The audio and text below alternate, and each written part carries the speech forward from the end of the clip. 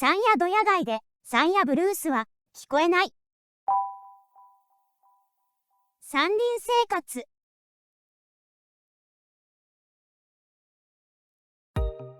どうも、おはようございます。山林生活チャンネルの管理人、山林生活です。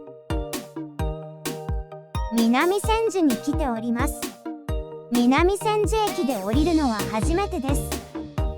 北千住は住みたい街ランキングで上位に行く勢いがあります。北千住は再開発され、住むには良いところです。しかし、北が南に変わると様相が変わります。駅前でしょうか、少し寂しいです。駅前に寺があります。こちら、小塚原形状跡地です。この南千住は昔、形状があったそうです。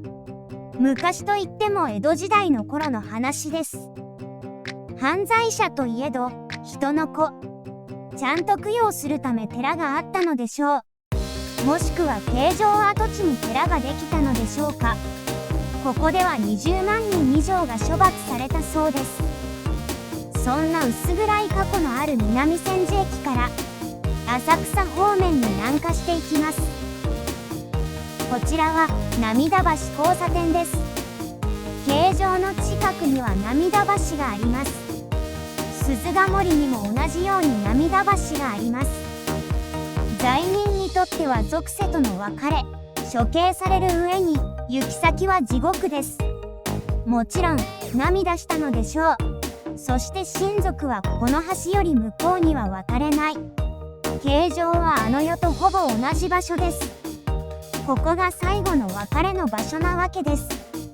その場所に涙橋と名前を付けちゃう中二的な発想。そういうの好きです。そして涙橋あたりからカラオケ居酒屋がちらほらと現れます。本来涙橋は形状に向かうための橋ですが、別の理由で涙する場所がこの近くにはあります。西成の釜ヶ崎もカラオケ居酒屋がありました。そうです。本日は日本三大ドヤ街の山谷に来ました。西成、寿町、山谷。山谷はかつてドヤ街と言われていた場所でした。山谷がある場所は水戸街道のそばで、江戸の出発点であり到着地でした。ここで荷さばきをして北関東に荷物を運ぶターミナルだったそうです。実際に今でも南千住の近くに貨物列車の隅田川駅があります。荷さばきをするには妊婦が必要です。そのため山谷界隈は労働者が集まったようです。その後も労働者の街という形式は変わらず、戦後もドヤ街と呼ばれ労働者が集まりました。しかし低所得者が集まれば治安が悪くなります。それにより一時はスラム化していました。私が初めて訪れたのは20年以上前の話です。その頃は学校の真裏が立ち飲み屋で朝から酒盛りをしている人が多くいました。その横を学生が通る異色の場所でした。あの頃はマジで危険な場所でした。でも、あれから20年、山谷は大きく変貌を遂げていました。一応簡易宿泊所は点在しています。しかし路上に座っている人は少ないです。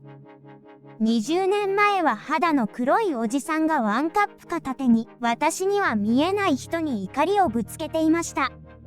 まさに、今日の仕事は辛かった、あとは焼酎煽るだけ、という山谷ブルースそのものでした。でも、今はその当時の雰囲気はなくなってます。どうやら山谷クリーン化計画みたいなのがあり、ここにいた路上生活者は一掃されたそうです。その人たちは施設が引き受け、山谷は健全な街へと変わったそうです。もともとここが学校だったと思います。この裏手に自販機飲み屋があり、早朝から酔っ払いだらけでしたが、今は綺麗な街並みとなっています。とは言ってもまだ路上生活者はいるようです。施設に入ると人との付き合いがあります。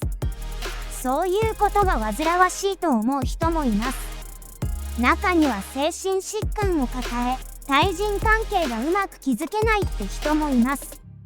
そういう人は人に頼ることができず、ホームレスになるしかないのです。公園にはトイレがありますが、ここで寝るなというお触れ書きがあります。冬場の寒い夜、雨風しのげるトイレは居心地が良いのでしょう。多少匂いがしていても、プライバシーを保てる個室は快適な空間です。しかし、ここのトイレは和式のみです。洋式だと座って寝られちゃうのでしょう。世知辛く、そして残酷です。山谷の中にある玉姫稲荷神社です。神社は1300年近い歴史があるようです。付近は比較産業が古くから盛んなようで、同社では年2回、靴のお祭りがあるそうです。以前とはかなり山谷は変わってしまいました。山谷に来ても特に働き先が見つかるわけでもなく、簡易宿泊者も安いわけではありません。見たところ、最安値で1900円です。月間57000円になります。国民年金の満額が65000円。8000円で飯を用意しなければなりません。ちょっと厳しいですね。結局は路上暮らしになってしまいます。それであれば施設に入る選択をするのでしょう。結果的に簡易宿泊者の存在意義が薄れてしまってます。近年は訪日外国人の宿へとくら替えしています。そっちの方が利用者が多いのでしょう。労働者の街から海外バックパッカーの街へ。こうやって街は変化したようです。もう、山谷ブルースは聞こえませんでした。山谷の街はきれいになりました。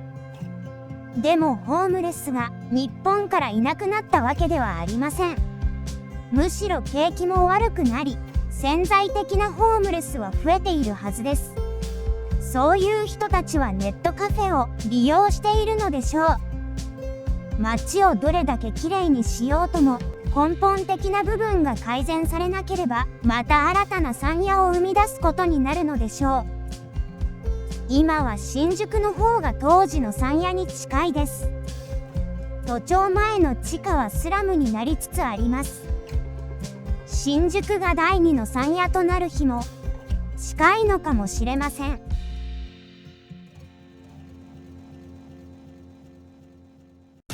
ということで、チャンネル登録、高評価よろしくお願いします。